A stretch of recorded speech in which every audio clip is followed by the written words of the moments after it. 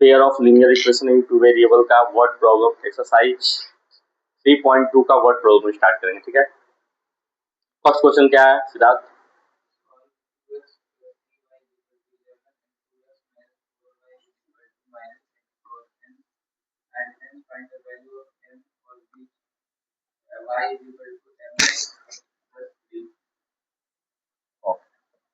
आपके पास दो इक्वेशन दिया है, आपके पास दिया है दो इक्वेशन। उस दो इक्वेशन की हेल्प से x और y की वैल्यू निकालनी है और x और y की वैल्यू को फाइंड करने के बाद x और y की वैल्यू को फाइंड करने के बाद एक और इक्वेशन दिया हुआ है जो mx प्लस दिया हुआ है ना, उसकी वैल्यू को उसमें से m की वैल्यू फाइंड करनी है। क्या फाइंड करनी है? m की वैल्यू। यही है क्वेश्चन, क्वेश्चन यही है ना। चलिए, आपके पास दो इक्वेशन है, एक इक्वेशन है ये, ठीक है, एक इक्वेशन है, क्या दिया हुआ है? First equation 2x plus 3y equal to 11, ये दिया है। Okay,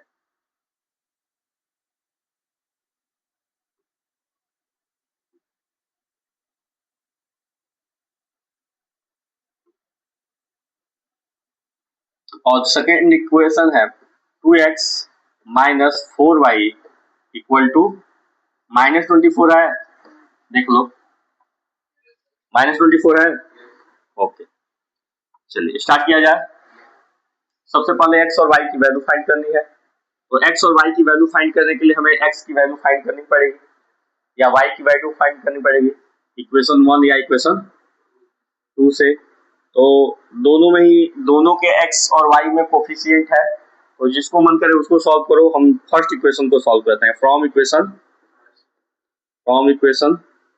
first. इक्वेशन फर्स्ट लिए तो इक्वेशन फर्स्ट है आपका 2x plus 3y equal to 11। यहाँ से अगर x की वैल्यू निकालेंगे बेटा तो 2x इक्वल टू हो जाएगा 11 minus 3y, x equal to हो जाएगा 11 माइनस 3y अपॉन 2। इस x की वैल्यू को इक्वेशन 2 में क्या करेंगे? पुट करेंगे, लिखेंगे putting the value of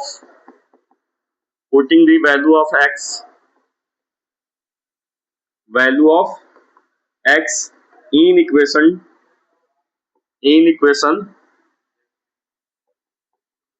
2, equation 2 में पुट करेंगे ना।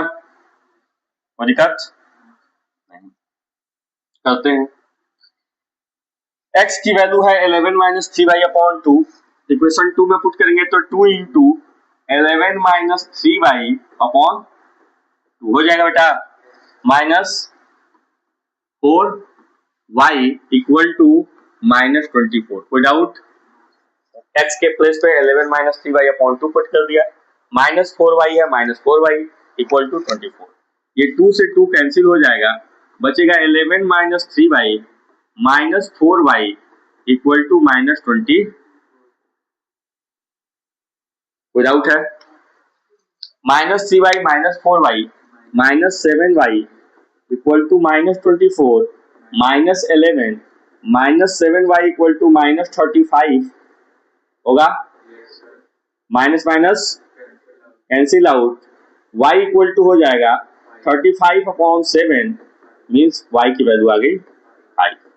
y की वैल्यू को किसमें पुट करेंगे? x में। Putting the value of y in x, putting the value of y in x put कर दिया जाए, कितना होगा? x इक्वल टू होगा 11 माइनस 3y मीन्स 3 इंटू, सही है, 11 minus 3 into 5 upon 2 means 11 minus 15 upon 2 equal to -4 upon 2 equal to -2। आपके पास आ गई x की वैल्यू कितनी? -2 ना जी, x की वैल्यू -2 और y की वैल्यू 5 आ गई। x और y की वैल्यू आ गई। आपको फाइंड क्या करना है? m की वैल्यू। क्या फाइंड करना है? इसके लिए जब y equal to mx plus 3 दिया हुआ है, y equal to mx plus, तो m की वैल्यू फाइंड करनी है। अब जरा देखिए y की वैल्यू कितनी है 5, m इंटू एक्स की वैल्यू कितनी दी हुई है -2 प्लस 3, 5 इक्वल टू हो जाएगा -2m प्लस 3, -2m ये प्लस 3 है इधर आएगा तो ये हो जाएगा 5 माइनस हो जाएगा ये -2m ऐसे ही रह गया, ये 5 था ये प्लस 3 था इधर से इधर आ गया -3। हाँ बोलो विदाउट है -2m इक्वल टू हो जाएगा 2, m इक्वल टू हो जाएगा 2 अपॉन -2 मीन्स कैंसिल आउट करेंगे -1, m की वैल्यू कितनी आ गई -1। ठीक है ना, देख लीजिएगा ये आंसर गड़बड़ है -1। क्लियर है, समझ में आया नहीं आया? आगे नेक्स्ट क्वेश्चन पे आ जाए। नेक्स्ट क्वेश्चन है आपका form the pair of linear equation for the following problem. ये जो प्रॉब्लम दिया गया है उसके लिए आपको लीनियर इक्वेशन पहले फॉर्म करना है and find their solution bye substitution method. ठीक है ना, और सब्स्टिट्यूशन मेथड से क्या करना है इसको सॉल्व करना। The difference between two number is 26। दो नंबर दिया गया है और दोनों के बीच का जो डिफरेंस है वो क्या है 26 है। तो हम लोग पहले तो दो नंबर मान लेते हैं। Let the two number be x and y where x is greater than y, जहां की x जो है बड़ा है y जो है छोटा है, क्योंकि दो नंबर का डिफरेंस दिया हुआ है 26। दो नंबर का डिफरेंस, इसका मतलब बड़े वाले में से छोटे वाले को माइनस करेंगे तभी तो 26 आएगा, छोटे वाले में से बड़े वाले को माइनस करेंगे तो क्या आ जाएगा माइनस आ जाएगा। हमें प्लस 26 चाहिए। बात क्लियर हुई कि नहीं? हो गई। अब हम बात करते हैं अकॉर्डिंग टू क्वेश्चन। तो हमारा x बड़ा है और y, इसका मतलब है कि x में से y को माइनस करेंगे तो 26 आएगा। इसमें कोई प्रॉब्लम है नहीं, ये पहला इक्वेशन हो गया। समझ में आया शिवम? नहीं आया? आ गया, ठीक है ना। And one number is 3 times the other, और एक जो नंबर है वो क्या है दूसरे नंबर का तिगुना है। एक जो नंबर है वो दूसरे नंबर का, तो x इक्वल टू क्या हो जाएगा 3y। पहला जो नंबर x है वो तिगुना है। देखो ऐसे भी समझ लो कि जो x है वो बड़ा है, x क्या है, इसका मतलब y की वैल्यू अगर हम 1 पुट करते हैं तो x की वैल्यू क्या आएगी 3 आ जाएगी ना। y की वैल्यू 2 पुट करेंगे तो x की वैल्यू क्या आ जाएगी, x बड़ा आ रहा है कि नहीं आ रहा है, बात समझ में आ रहा है ना। तो x बड़ा होना चाहिए। अब ये बात समझ में आ गई, इसको इक्वेशन 2 बना लिया। अब हमारे पास ऑलरेडी x की वैल्यू जो है आ गई है, x की वैल्यू निकालने की जरूरत नहीं है। तो putting the value of equation 2 या putting the value of x भी लिख सकते हो in equation 1। Putting the value of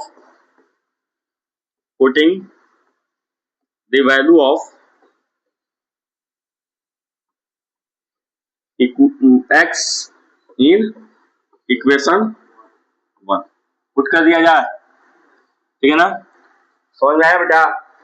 x की वैल्यू को पुट करेंगे, x के प्लेस पे क्या हो जाएगा 3y, x के प्लेस पे क्या हो जाएगा 3y, तो 3y minus y equal to 2y equal to हो जाएगा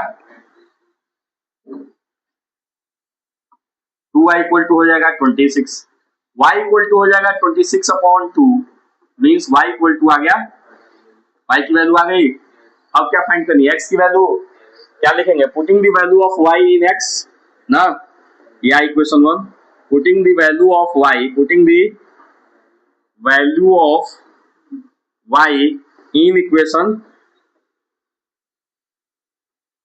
इन इक्वेशन 1, सॉरी इक्वेशन 2, ठीक है ना, इक्वेशन 2 में पुट कर देते हैं। तो y इक्वल टू कितना है, x इक्वल टू कितना है 3y है ना बेटा, तो x इक्वल टू क्या हो जाएगा 3 इंटू वाई, वाई की वैल्यू कितनी, x इक्वल टू हो जाएगा, चेक करना है क्वेश्चन क्या बोला था, x minus y equal to 26, x की वैल्यू कितनी 39, चेक कर लिए 39 माइनस y की वैल्यू कितनी 13, 26 आएगा कि नहीं आएगा? आ गया। इसको चेक करना है, x equal to 3y, x की वैल्यू कितनी है 39 और 3y कितना हो जाएगा 3 इंटू 13, 39 आ जाएगा कि नहीं आ जाएगा? क्लियर है? समझ में आया? नहीं आया? Next question, the larger of two supplementary angle exceed the smaller by 18 degree. ठीक है ना? पहले तो सप्लीमेंट्री एंगल आप लोग को मालूम है किसे कहते हैं? किसे कहते हैं? वेरी गुड, सप्लीमेंट्री एंगल किसे कहते हैं? If the sum of two angle is equal to 180 degree, if the sum of two angle equal to 180 degree, ठीक है ना? अगर दो एंगल का सम 180 डिग्री के बराबर होता है तो उसे हम क्या कहते हैं? सप्लीमेंट्री। और अगर दो एंगल का सम 90 डिग्री के बराबर होता है तो उसे हम बोलते हैं कॉम्प्लीमेंट्री। क्या बोलते हैं? कॉम्प्लीमेंट्री। दोनों बात याद होनी चाहिए। अब दो सप्लीमेंट्री एंगल है, ठीक है ना? तो दो अगर सप्लीमेंट्री एंगल है तो हम मान लेते हैं कि एक एंगल एक्स है और दूसरा एंगल वाई है।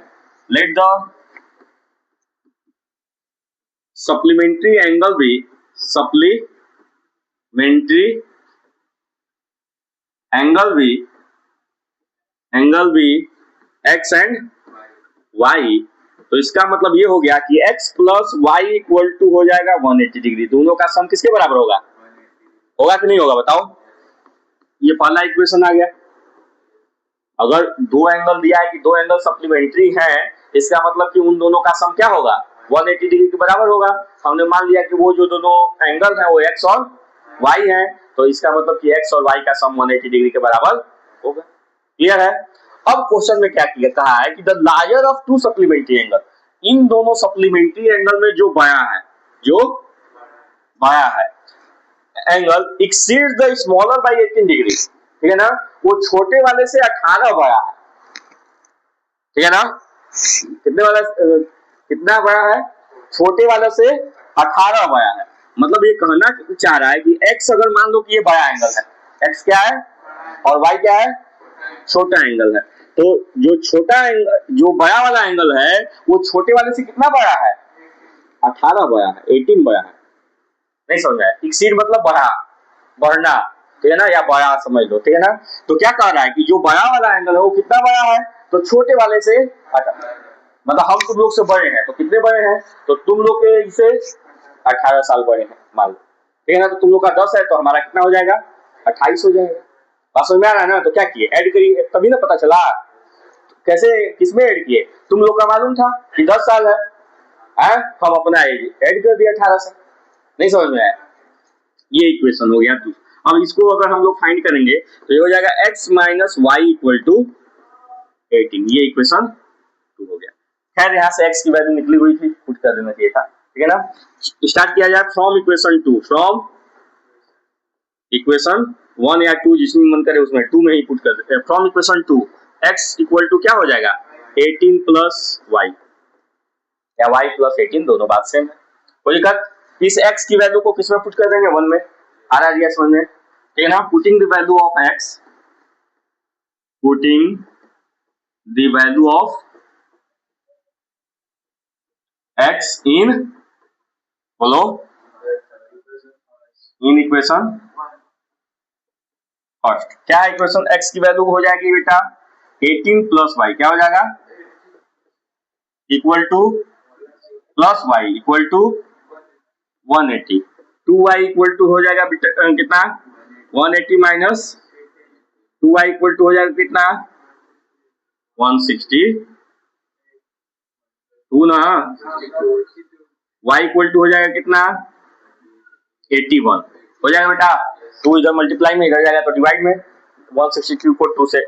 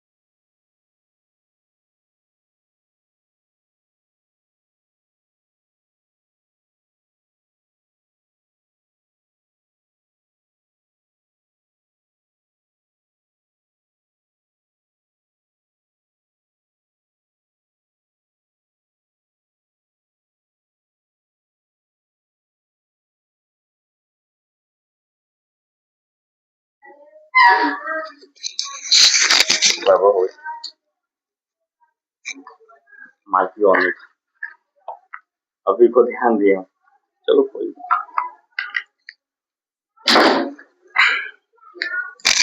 x plus 3 upon y plus 3 equal to 5/6 होगा। ये क्रॉस मल्टीप्लाई करेंगे 6x plus 18 equal to 5y plus 15। Solve करेंगे 6x minus 5y plus 3 equal to, ये हो गया इक्वेशन सेकेंड। अब दोनों इक्वेशन को क्या करना है, सॉल्व कर लेंगे आप लोग के लिए छोड़ दिया जाए, ठीक है। इक्वेशन समझा दिए। नेक्स्ट क्वेश्चन है 5 years hence the age of Jacob will be 3 times that of his son, ठीक है ना। तो हम लोग बात करते हैं let the Jacob age be x and his son age be y। मान लिया कि जो है जेकोब का एज x है और उसके सन का एज y है। कह क्या रहा है 5 years hence, 5 साल बाद, 5 साल। अगर हम दो लोगों की बात कर रहे हैं ना, किसकी कैसी, जेकोब की और उसके बेटे की। जेकोब का एज कितना माने बेटा, प्रेजेंट एज, प्रेजेंट एज कितना माने हैं x, और इसका प्रेजेंट एज कितना माने हैं 5 साल बाद इसका एज कितना हो जाएगा 5 years hence। 5 years hence मतलब बाद में, आया समझ में, क्या हो जाएगा इसका एज और इसका एज कितना हो जाएगा, इसमें कोई डाउट नहीं, ठीक है ना। क्या कहा है कि Jacob will 3 times the age of his son. अब अकॉर्डिंग टू क्वेश्चन, ठीक है ना। क्या बोला है कि जेकोब का जो एज होगा वो उसके सन के तिगुना होगा। तो सन का एज कितना है y प्लस 5 है, तो 3 इंटू वाई प्लस 5। ये इक्वेशन 1 हो गया। सॉल्व करेंगे इसको, x plus 5 equal to 3y plus 15। Solve करेंगे x minus y minus 10 equal to हो जाएगा x minus 3y, x minus हो जाएगा ना, नहीं होगा, हुआ सर शिवम बाबू। अब आगे बढ़ते हैं। फिर बोला है कि 5 years ago, 5 साल पहले जो 5 साल पहले की अगर हम बात करेंगे यहाँ पर, अगर यहाँ आ जाए, ठीक है ना, 5 years ago, अगर 5 साल पहले की बात करेंगे, अब इसका एज x है तो 5 साल पहले इसका एज कितना होगा x माइनस 5। अगर एज y है तो 5 साल पहले कितना एज होगा y माइनस 5 होगा। अब क्या कह रहा है कि 5 साल पहले Jacob age was 7 time that of his son. जो जेकोब का एज था, तो जेकोब का एज जो है वो कितना है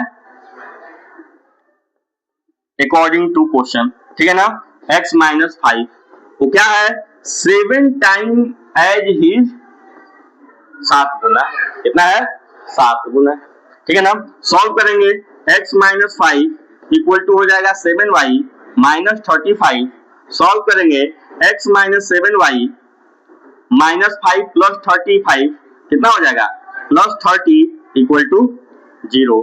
इसको भी आप लोग क्या करिएगा, समझ में आया कैसे हुआ, नहीं है, अब तो सॉल्व करना है, कर लेंगे आप लोग, ठीक है। नहीं समझ में आएगा तो फिर से नेक्स्ट क्लास में, ठीक है। ऐसे भी इसका क्या हो गया है,